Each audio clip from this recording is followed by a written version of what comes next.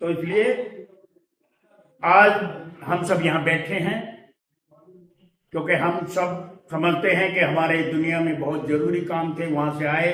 और यहाँ तो भाई ना तो हारमोनियम बज रहा, ना गिटार बज रहा, ना सितार बज रहा, ना चिमटा बज रहा, मजा तो आ नहीं रहा, एंटरटेनमेंट तो हो नहीं रहा, तो क्या मन लगेगा साहेब की वहां तो बताओ आप। हाँ जी, वहां तो बताओ कि जब पनियारी 3 सुर रख कर चले, वो तो है ध्यान।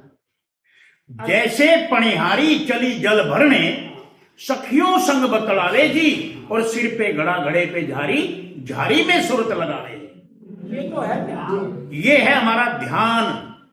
और जब हमारा ध्यान पकेगा, जब हमारा ध्यान पक जाएगा, हम पनियारी बन जाएंगे। जब हमारा ध्यान हमारी आत्मा पे टिक जाएगा, क्योंकि हमारे मानव शरीर में यहां से नीचे, ये हमारे धर्म शास्त्र बताते हैं, ये अन्नमय कोश है।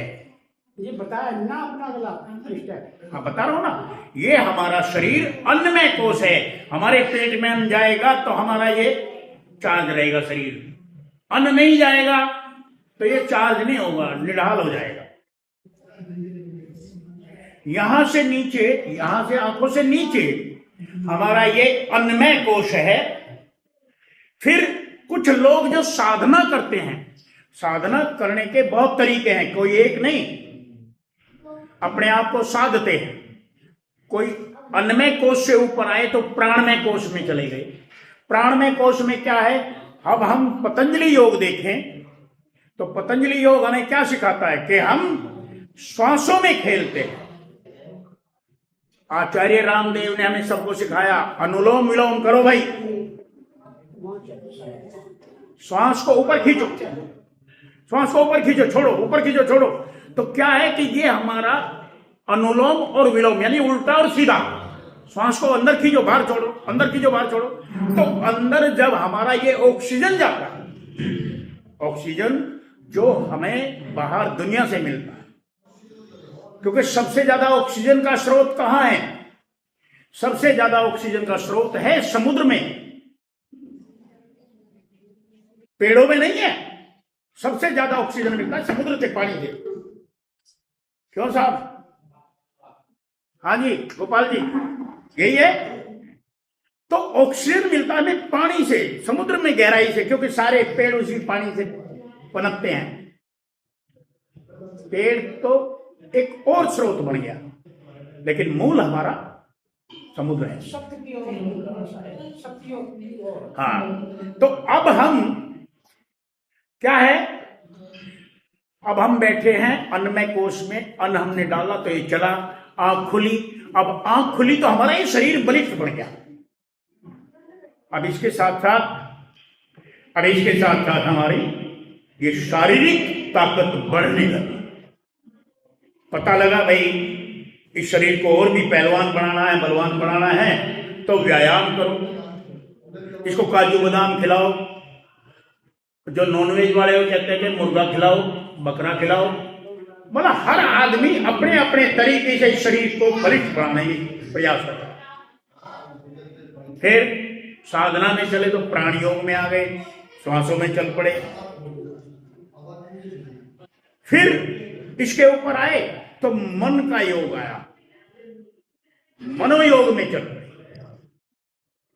हेलो, अब मनोयोग में चले, फिर इसके बाद आए, पहले अन्नमय कोश है, फिर प्राणमय कोश है, फिर मनोमय कोश है। अब आए तो यहां आए विज्ञानमय कोश में, जो बुद्धि है, बुद्धि के लेवल पर। क्योंकि कुछ बहुत लोग ऐसे भी है ना जो बुद्धि से ही सारा कुछ खेल खेल रहे दुनिया में, कुछ शरीर से खेल रहे हैं, कुछ प्राण में खेल रहे हैं, कुछ विज्ञान से खेल रहे हैं।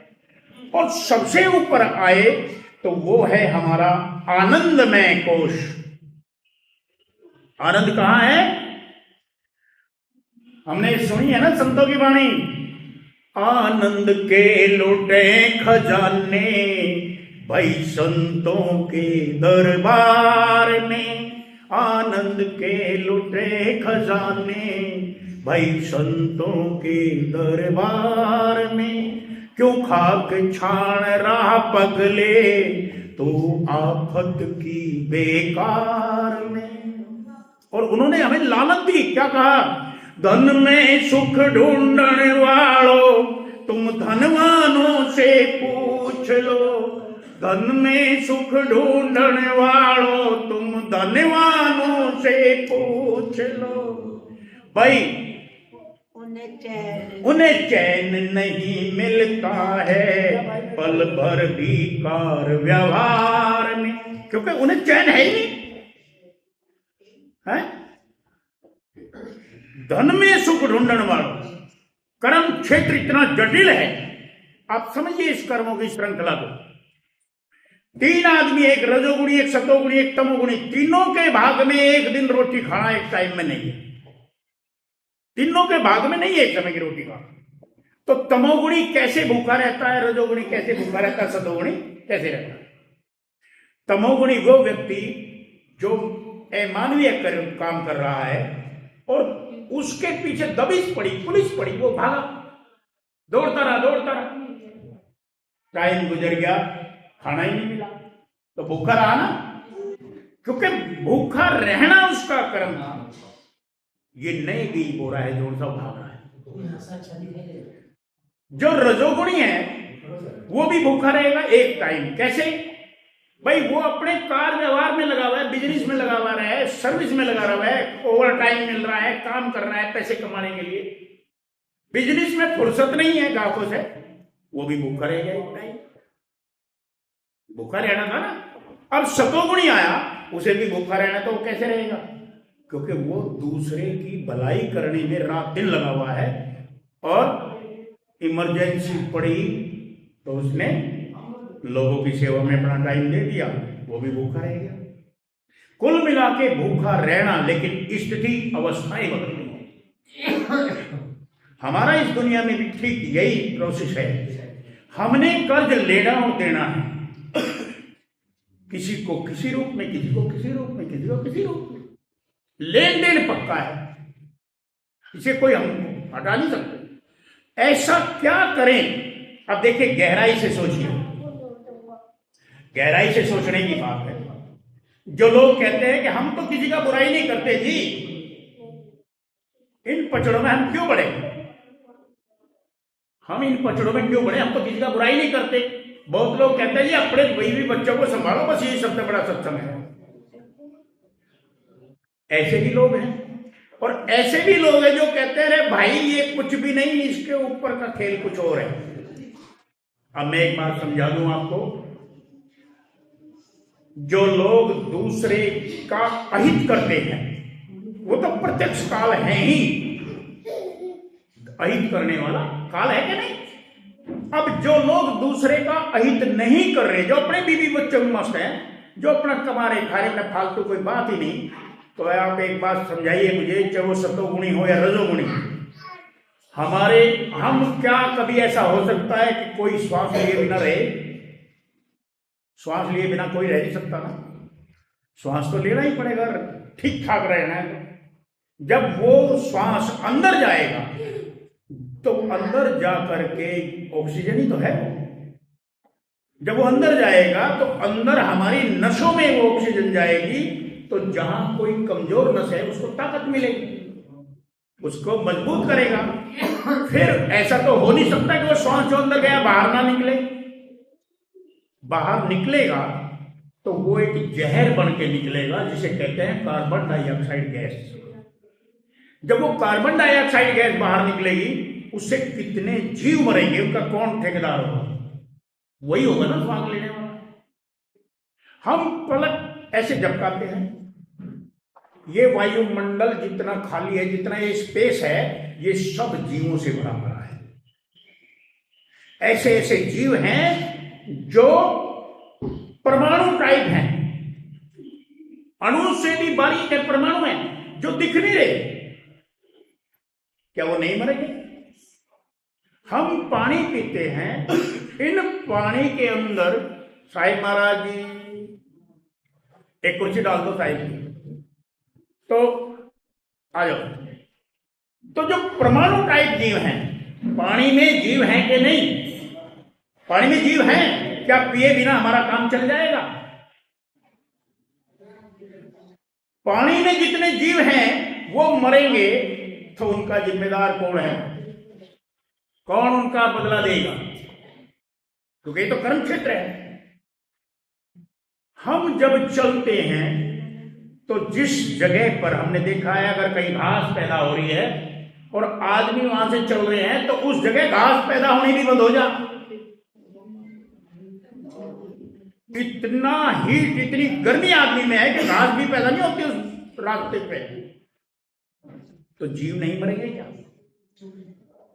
यानी हमारा कोई भी एक्शन, हमारा कोई भी हरकत ऐसी नहीं है कि जो जीव हत्या ना हो। अब जब जीव हत्या होगी तो निश्चित तौर से, जीव हत्या होगी तो निश्चित तौर से उसका मालिक कौन होगा? हम ही होंगे ना।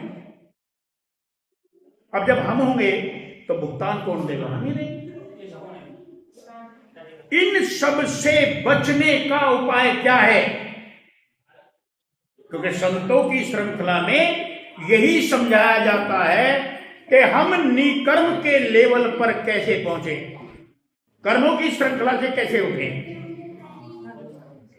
अब देखो, हम श्री भागवत पढ़ें तो कृष्ण जी महाराज अर्जुन को समझा रहे हैं, अर्जुन, जो व्यक्ति कर्म में अकर्म और अकर्म में कर्म देखता है वो कोई बिरला है। तो क्या हम अपने जीवित रहते किसी ऐसी तकनीक से कर्मों के इस लेवल से ऊपर उठे हैं? अगर हम कर्मों के लेवल से ऊपर उठ गए हैं और मात्र उठे हैं और आगे चले नहीं तो भी कोई फायदा नहीं है। अरे भाई, ये तो ऐसे है जैसे एक बर्तन है और बर्तन को हमने झूठा है वो मांज दिया और रखा, उसमें कुछ ना जाए तो मांजने का मतलब क्या रहेगा? तो ये जो मन है, ये मन हमारा इस दुनिया में रात दिन दौड़ रहा है। अब इसको रोक भी लिया और फिर इसको दूसरी दिशा नहीं दी तो उसके रोकने का कोई औचित्य नहीं रहता, क्योंकि वो कितनी देर रुकेगा? ज्यादा टाइम नहीं रुक सकता। सारा खेल हमारे मन का है। सब ऋषियों ने, सब मुनियों ने, सब संतों ने कहा हमारा जो सबसे बड़ा दुश्मन है वो मन है। मन हमारा सबसे बड़ा दुश्मन है और मन ये रुकता नहीं, 24 घंटे खलबली मचाए रखता है। हमारे मनोवैज्ञानिक कहते हैं कि 1 मिनट में ये कम से कम 12 विषयों पर अलग अलग विचार करता है। 1 मिनट में इतना चलाएगा और 12 विषयों पर विचार करता है और किसी एक विषय को लेकर के ये खड़ा हो जाता है, वो कर्म में कन्वर्ट कर देता है।